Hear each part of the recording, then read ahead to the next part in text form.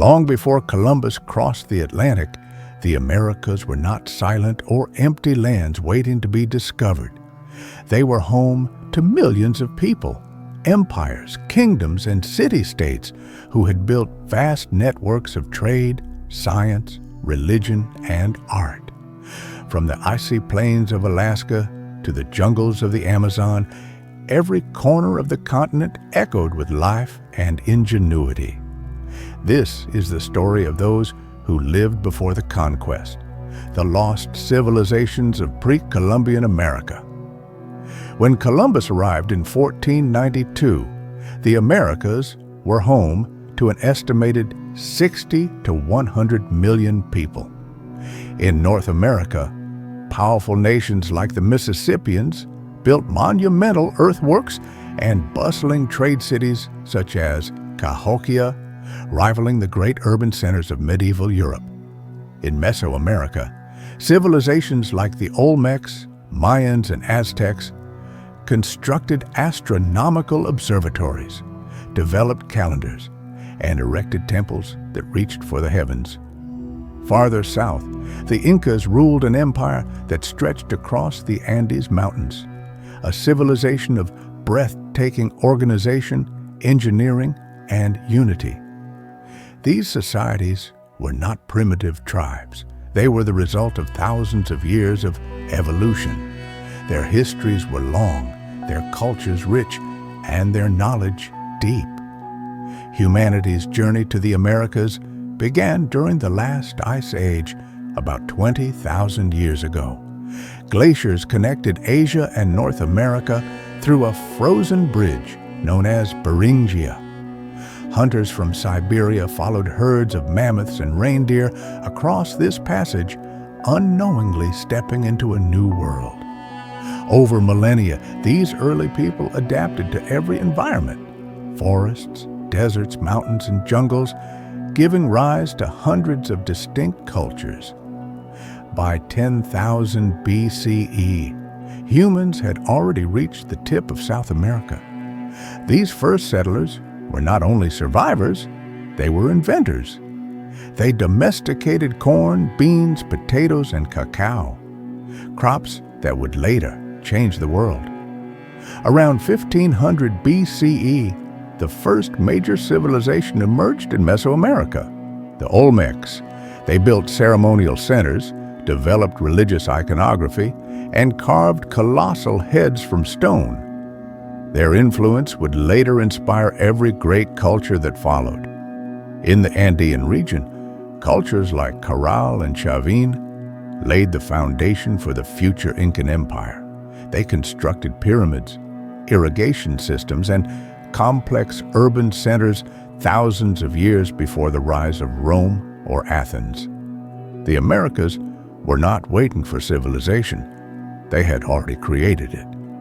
From the deserts of Peru to the plains of North America, the people of the Americas studied the stars, mapped the seasons, and measured time. They created advanced mathematical systems and calendars that rivaled those of Egypt or Mesopotamia. Their architecture, perfectly aligned with celestial movements, revealed a deep understanding of the cosmos. This was not a new world. It was an old world rich with history, one that the rest of humanity had simply forgotten. In the humid jungles of southern Mexico, along the Gulf Coast, a mysterious civilization rose and fell long before the Mayans or the Aztecs, the Olmecs. They lived between 1500 and 400 BCE, and their influence stretched across Mesoamerica. They are often called the mother culture of the region, the civilization that birthed all others. The Olmecs lived in the tropical lowlands of Veracruz and Tabasco, where rivers nourished fertile lands. They cultivated corn, beans, squash, and cassava, and used the surplus to support priests, artisans, and rulers. Their society was the first in the Americas to unite religion and politics, a theocratic system where kings were seen as divine intermediaries. The most striking legacy of the Olmecs are their colossal stone heads, some weighing over 40 tons. Each represents a ruler, their faces stern, wearing helmet-like crowns. These were not mere statues, but symbols of divine kingship. Through these monuments, power became visible, eternal, and sacred. Their art was filled with symbols of jaguars, serpents, and crocodiles, creatures representing natural and supernatural forces. The famous were-jaguar motif, a blend of human and feline traits, symbolized the sacred lineage of kings, half man, half god. The Olmecs were also early astronomers. They observed the skies, marked solstices, and developed one of the first calendar systems in the Americas. Their priests tracked celestial cycles, linking them to agriculture and ritual.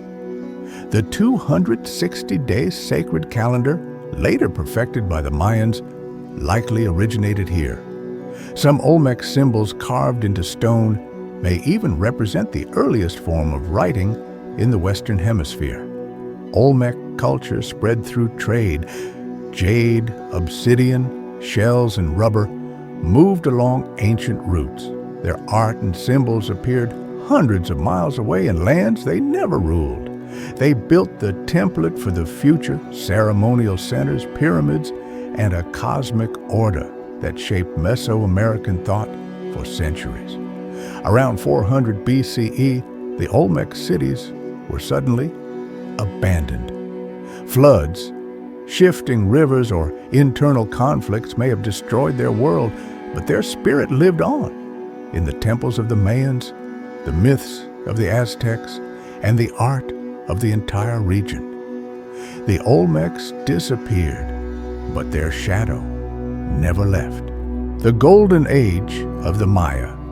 In the misty jungles of Guatemala and the Yucatan Peninsula, a civilization of astronomers and architects flourished.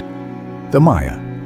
Between 250 and 900 CE, they built towering cities, mapped the stars, and measured time with astonishing precision. Their world was one of beauty, mathematics, and mystery.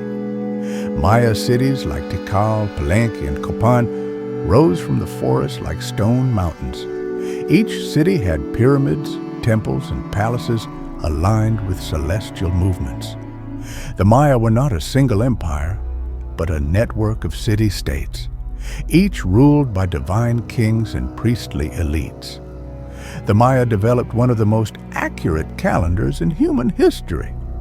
They understood the solar year, the lunar cycle, and the movement of Venus.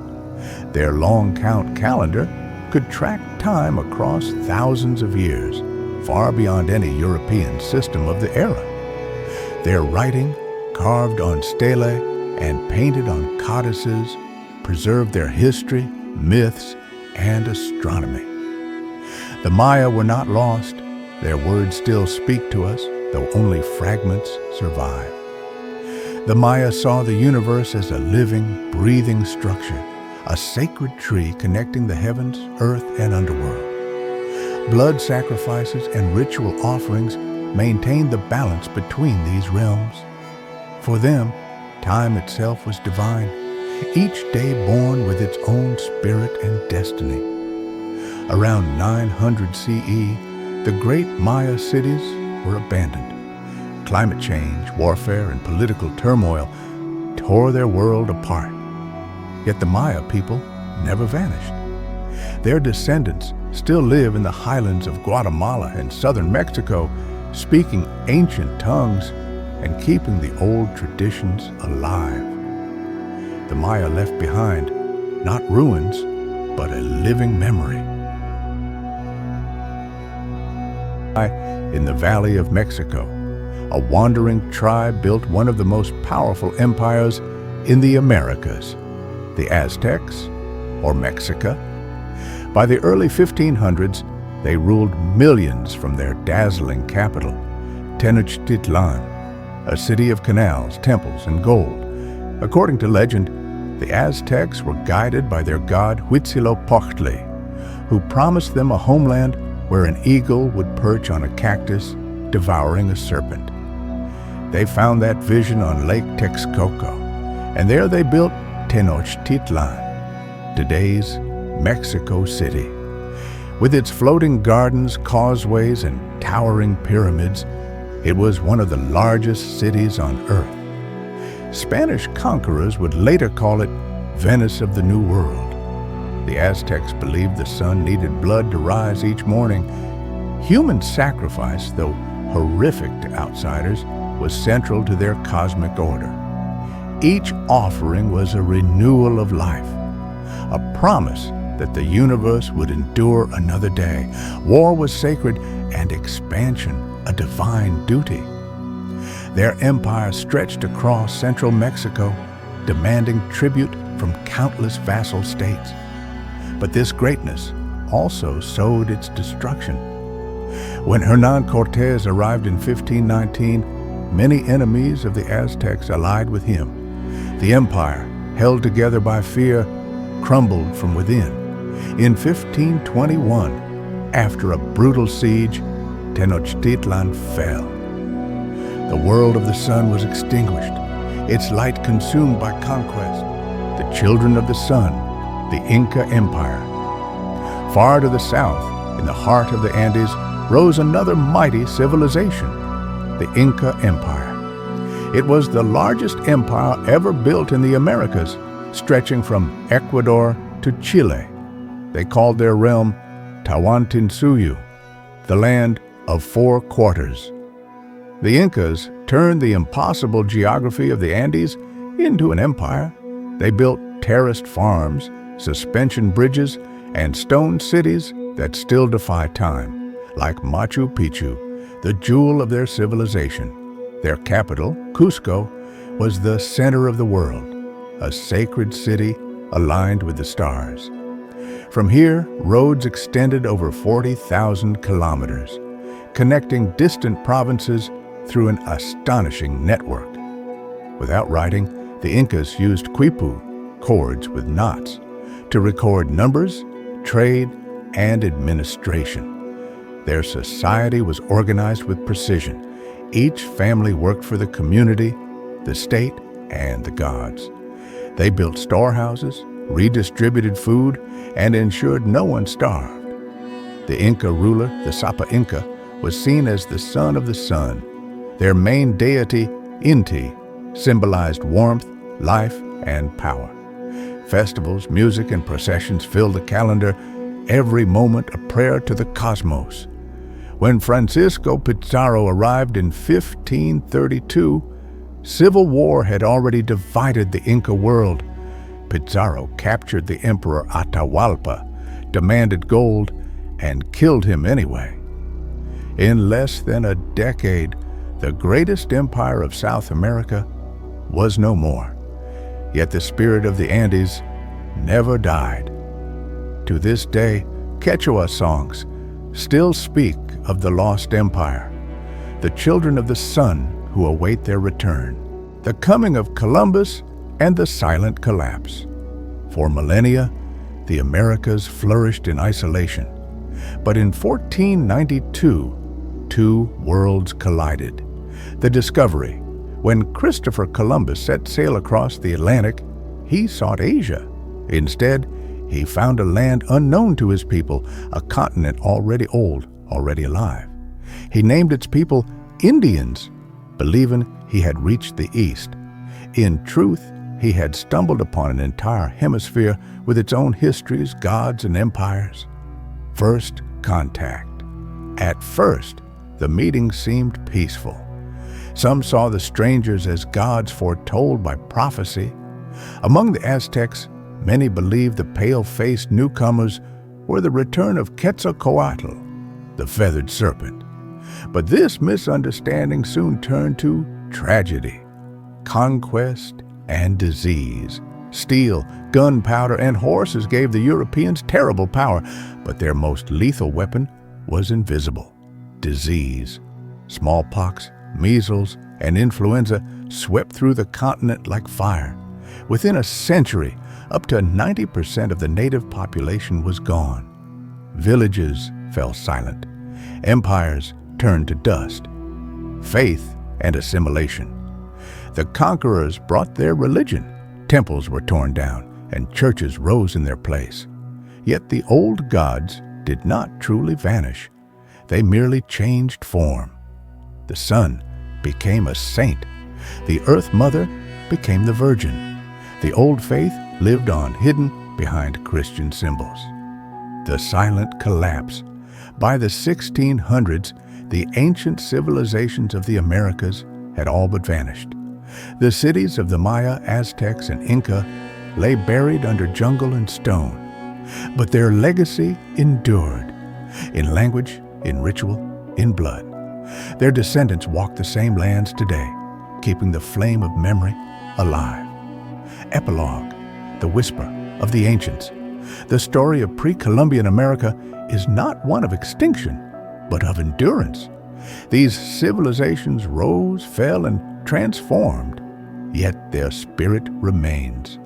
Every stone temple, every knot of quipu, every glyph carved into the jungle walls still speaks. When the wind moves across the Andes or through the forests of the Yucatan, listen closely, and you might still hear the voices of the forgotten empires. We were here, in the stone, in the soil, in the stars. Thanks so much for watching. If you enjoyed the video, make sure to hit that like button and subscribe to the channel. Don't forget to turn on the notification bell so you never miss a new upload. Share your thoughts in the comments. I'd love to hear from you. See you in the next video.